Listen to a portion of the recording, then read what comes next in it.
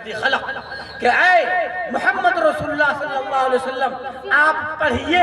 اپنے اس رب کے نام سے جس نے اس کائنات کو پیدا کیا، جس نے زمین و آسمان کو پیدا کیا، جس نے شجر و حجر کو پیدا کیا۔ پڑھیے۔ معلوم یہ ہوا کہ قرآن کی پہلی تعلیم، قرآن کا پہلا فرمان، ہمارے رب کا پہلا فرمان صرف اور صرف یہی تھا کہ اے محمد صلی اللہ علیہ وسلم آپ بھی پڑھیں اور آپ کی امت بھی پڑھے۔ اور ظاہر سی بات ہے محمد رسول اللہ صلی اللہ علیہ وسلم کی امت میں صرف مرد نہیں ہیں، صرف لڑکے نہیں ہیں، بلکہ محمد صلی اللہ علیہ وسلم کی امت میں مرد و خواتین دونوں یکساں ہیں، دونوں برابر ہیں، دونوں کے حقوق برابر ہیں، اللہ کا فرمان دونوں کے لیے یکساں ہے، قرآن کی تعلیم دونوں کے لیے ایک جیسی ہے، محمد رسول اللہ صلی اللہ علیہ وسلم کی احادیث پاک اور فرمان رسول دونوں کے لیے ایک جیسے ہیں۔ تو پھر یہ تفریق آخر کیوں کر؟ لڑکوں کے مدرسے زیادہ کیوں؟ لڑکیوں کے مدرسے آج سے 10-20 سال پہلے بالکل ناپید تھے کیوں؟ اس ظاہر سی بات ہے کہ اس میں قصور ہمارا ہے، ہماری عملیات نے، ہماری حرکتوں نے ہماری خواتین کو پیچھے رکھا۔ اور آج بھی اس ترقی یافتہ دور میں جبکہ لڑکوں کی شرح خواندگی ماشاءاللہ ایک معدد بھی تعداد کو پہنچ چکی ہے، لیکن اس کے مقابلے میں ہماری لڑکیوں کی تعلیم کا بندوبست صحیح نہ ہونے کے نتیجے میں، مدرسۃ البنات کا قیام عمل میں نہ آنے کے نتیجے میں، لڑکیوں کے اندر تعلیم کا رواج اور فروغ نہ دینے کے نتیجے میں لڑکیوں کی شرح خواندگی اور اس کی مقدار، اس کا تناسب آج بھی کم ہے۔ اس کے مجرم ہم ہیں۔ ہمارا شعور، ہماری آگہی اور ہماری بیداری ہمارے لیے اس کے اندر دخل انداز رہی، اور اس کے نتیجے میں ہمارے معاشرے کے ماحول کی بیٹیاں آج بھی اگر کم پڑھی لکھی ہیں تو اس کی وجہ ہم ہیں، جبکہ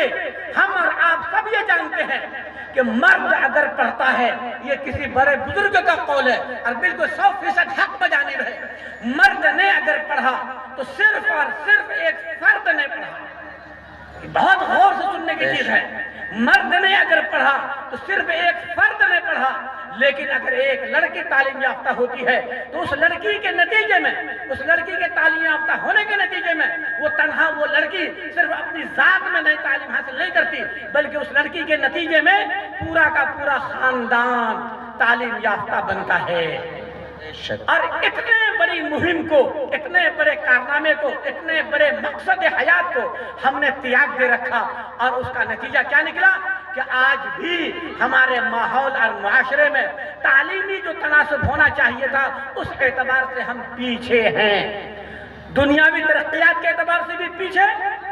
اور دنیا میں تو ہم جیسے تیسے گزر بسر کر ہی رہے ہیں، دینی اور اخروی معاملے میں بھی ہم پیچھے۔ کیوں؟ اس کی بنیادی وجہ یہی ہے بھائیو، بنیادی وجہ یہی ہے کہ تعلیم اور علم اور ادب اور ثقافت جس قوم اور ماحول اور معاشرے میں جتنا ترقی یافتہ ہوگا، جتنی کثرت سے پائی جائے گی، وہ قوم اور وہ طبقہ انسانی اور وہ انسانوں کا گروہ اتنا ہی زیادہ ترقی یافتہ ہوگا، دنیاوی اعتبار سے بھی اور اخروی اعتبار سے بھی۔ ہر تعلیم کے فقدان کے نتیجے میں دنیا میں بھی ہم پیچھے رہ جائیں گے، ہم بیک فٹ پر رہ جائیں گے،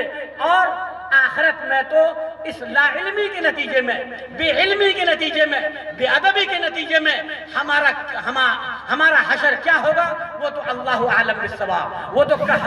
جب ہماری آنکھیں دوبارہ کھلیں گی اور اس دن جب ہمارا نام اعمال ہمارے ہاتھوں میں ہوگا، اس وقت ہم کو محسوس ہوگا کہ ہم نے کیا کیا ہے، ہم کیا کر کے آئے ہیں۔ اس لیے بھائیوں، حافظ شاداب نے مدرسۃ البنات قائم کر کے بڑے حوصلے کا کام کیا ہے۔ اب ان کے اس ادارے کے تئیں حافظ شاداب کے خلوص اور ان کے اخلاص عمل کے نتیجے میں ان کو سراہنا، ان کو ترقی دینے کی فکر کرنا، ان کے لیے دعائیں کرنا، یہ ہم سب کا نہ صرف اخلاقی فریضہ ہے بلکہ یہ ہمارا دینی اور ملی فریضہ بھی ہے، جو ہم سب کے اوپر لازم آتا ہے کہ ہم ہر حال میں اس ادارے کے لیے اور ان جیسے دوسرے تیسرے وہ ادارہ جو تعلیم و تربیت کا کام کرتا ہے، جو لڑکوں اور لڑکیوں کی زندگی سنوارنے کا کام کرتا ہے، جو لڑکوں کو اوپر اٹھانے کا کام کرتا ہے، جو دنیا اور آخرت میں ترقی یافتہ بنانے کی فکر تگودو کرتا ہے، اس کے لیے ہم کو فکر مند ہونا چاہیے اور ہر حال میں ہونا چاہیے۔ اس لیے کہ آج کی دنیا نے، آج یہ 14ویں صدی یا 21ویں صدی کی دنیا نے اور آج کے حالات نے اور معاملات نے اور معمولات نے 2-2-4 کی طرح سے ہم کو ہمارے لیے صاف عیاں اور بیاں کر دیا کہ بھائیو، تعلیم کے بغیر ہم تو بہت کھل کر کے کہتے ہیں، اور صرف ہم نہیں کہتے، بزرگوں نے کہا ہے کہ اگر انسان کے اندر تعلیم نہیں ہے، انسان کے اندر اگر علم و ادب نہیں ہے تو وہ انسان بھی کہلانے کا حقدار نہیں ہے، بلکہ وہ تو حیوان ہے۔ اور یہ قرآن کریم نے کہا ہے کہ اگر علم و ادب سے انسان خالی ہے تو وہ انسان ہی نہیں ہے، وہ حیوان ہے۔ بلکہ حفاظ کرام، علماء کرام یہاں تشریف فرما ہے، بلکہ اللہ تبارک تعالیٰ نے فرمایا بل ہم اضل، بلکہ یہ حیوان سے بھی بدتر اور ابتر ہے۔ اب ذرا تصور کیجئے کہ علم و ادب کے بغیر ہماری گنتی آخر کیسے ہو سکتی ہے، کہاں پر ہو سکتی ہے؟ اور آج کے ترقی یافتہ دور نے صاف 2-2-4 کی طرح سے صاف کر دیا ہے کہ علم اور ادب ہمیں سیکھنا ہر حال میں لازم ہے۔ اس لیے کہ علم و ادب کے بغیر نہ دنیا کے اندر ہم ترقی پا سکتے ہیں، اور یاد رکھیے کہ علم ہی تمام تر ترقیات کا زینہ ہے، علم ہی تمام تر کامیابیوں کی کنجی ہے، کنجی۔ جیسے چابی کے بغیر، کنجی کے بغیر تالا نہیں کھلتا، اسی طرح سے ترقیات کا دروازہ اور آگے بڑھنے کے چانسز یہ صرف اور صرف علم کی بنیاد پر ہیں۔ اور یہ بھی میں اس وقت واضح کر دوں کہ علم سے مراد ہرگز خالی علم قرآن یا علم حدیث یا علم دین ہرگز نہیں ہے۔ علم کی کوئی تقسیم نہیں ہے۔ ہر وہ علم جو انسان کو انسان بنانا سکھاتا ہے، جو انسان کو جو علم انسان کے ترقیات کے راستے کھولتا ہے، جو انسان رب کائنات کی پہچان بتاتا ہے، جو انسان اپنی پہچان بتاتا ہے، ایسے علم کی ضرورت ہر دور میں رہی ہے، اور ایسے علم کی ضرورت آج بھی ہے اور ہمیشہ رہے گی۔ ایسا علم ہر دور میں، ہر زمانے میں مطلوب اور مقصود رہا ہے۔ خوب اچھی طرح ذہن نشین کر لیں، اسکول اور کالج کی تعلیم یہ ایسی تعلیم نہیں ہے جس کو ہم نظر انداز کر سکیں، یا علم قرآن، علم حدیث ایسی تعلیم نہیں ہے جس کو ہم پسے پشت ڈال کر کے صرف دنیاوی تعلیم حاصل کریں، اصلی علوم حاصل کر لیں اور بڑی اچھی سے اچھی جاب حاصل کر لیں، اور ہم بڑے کارخانے اور بڑی فیکٹریاں ڈال دیں، اور ہم سائنس کی تعلیم حاصل کر کے ہم سورج چاند پر کمندر ڈالنے لگیں۔ ایسا بھی نہیں، بلکہ علم دین اور علم دنیا یہ تقسیم کے اعتبار سے الگ الگ کوئی تقسیم نہیں ہے، یہ دونوں علوم ایک ہیں، اور انہی دونوں علوم کے ذریعے سے ہم دین کے اندر بھی اور دنیا کے اندر بھی ہم ترقی پا سکتے ہیں۔ خوب اچھی طرح ذہن نشین کر لیں، بلکہ مجھے تو کہنے کی اجازت دیجیے کہ آج 21ویں صدی میں، آج کے اس ترقی یافتہ دور میں بھی ہم امت مسلمہ کے سامنے، چاہے مرد ہوں یا خواتین، عوام ہوں یا خواص، ان کے سامنے تعلیم و تربیت کی، علم و ادب کی اہمیت اور فضیلت بیان کرنے کی ضرورت پیش آئے، یہ ہمارے لیے بڑی بدنصیبی کی بات ہے۔ میں ابھی پچھلے ہفتے بھی ایک جلسے میں گیا، اس جلسے کا عنوان ہی تھا تعلیمی بیداری اجلاس۔ میں نے بہت کھل کر کے یہ بات کہی کہ آج 21ویں صدی کے اس دور میں، آج کے اس ترقی یافتہ دور میں، آج بھی ہم امت مسلمہ کے سامنے اس عنوان کے تحت علماء کرام کو بلایا جائے، دانشوران کو بلایا جائے، اور ان کے سامنے تعلیم و تربیت کی اہمیت، علم و ادب کی فضیلت بیان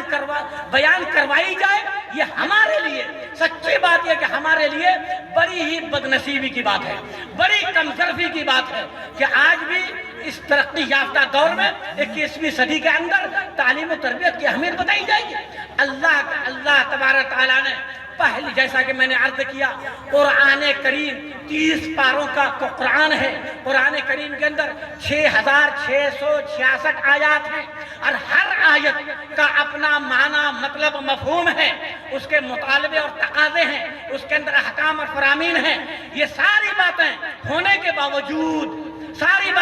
باوجود قرآن کریم نے آخر لفظ اقرأ بسم ربک الذی خلق اس آیت کریمہ کے ذریعے سے قرآن کا آغاز کیوں کیا؟ علماء کرام نے, مشائخ اعظام نے, دانشوران حضرات نے, مفسرین نے, فقہاء کرام نے اس بات کی طرف کھل کر کے یہ نوٹ چڑھایا ہے اور واضح مطلب لکھا ہے کہ اس کا مطلب ہی یہی ہے کہ تمام تر برائیوں, تمام تر نیکیاں, تمام تر حسنات, تمام تر سیئات کی بنیاد اگر کچھ بھی ہے تو وہ صرف اور صرف تعلیم ہے.